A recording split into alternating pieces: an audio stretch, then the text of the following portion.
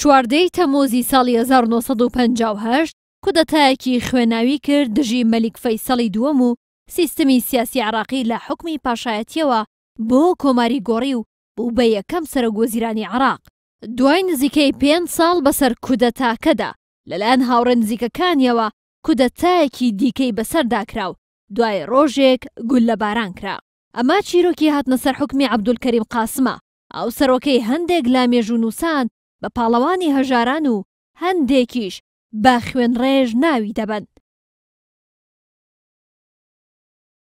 عەبدولکەریم قاسم لە 21 تشرینی 2014 لە بەغدا لەدایک بووە و باوکی دارتاش بووە، خۆشی کەسایەتیەکی نەتەوەیی و سەربازی بوو لە سەردەمی پاشایەتی عێراقدا.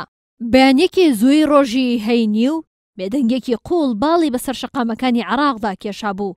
سەرۆک لە پشوودا بوو، بەڵام دانیشتوانی پایتەخت بە دەنگی تانک و تۆپی سوپا بە سەرکردایەتی عەبدولسەلام عارف و بەعسیەکان بەخەبەر هاتن و لە ڕێگەی کودەتایەکی سەربازیەوە دەستیان بەسەر کۆشکی کۆماری داگرت.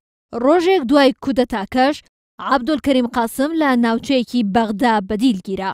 دوای گرتنی لەلایەن عەبدولسەلام عارفەوە کە هاوڕێی نزیکی قاسم بوو بە دەستڕێژی گولە کوژرا، هەرچەندە تا ئێستا کەس نازانێت تەرمی قاسم لەکوێیە بەهۆی ئەوەی بەعسیەکان دوای کوشتنی و ناشتنی گۆڕەکەیان تێکدا و ڕفاتەکەیان بۆ شوێنێکی نادیار گواستەوە.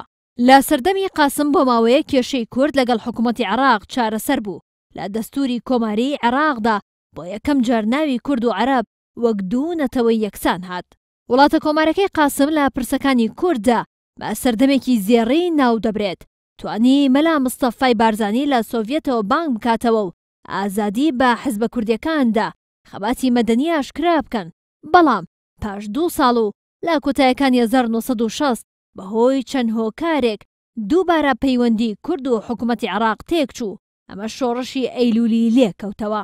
عەبدولکەریم قاسم بە دۆستی هێژاران ناو دەبرێت، بە جۆرێک وتەیەکی بەناوبانگی هەیە کە تا ئێستاش لە زەهنی بەشێک لە عێراقیەکاندا ماوەتەوە، کاتێک وێنەیەکی قەبارە گەورەی خۆی لە نانەوەخانەیەکی بەغدا دەبینێت. بە نانەوەکە دەڵێت وێنەی سەرۆک بچووک بکەرەوە و گونکی هەویرەکەت گەورە بکە.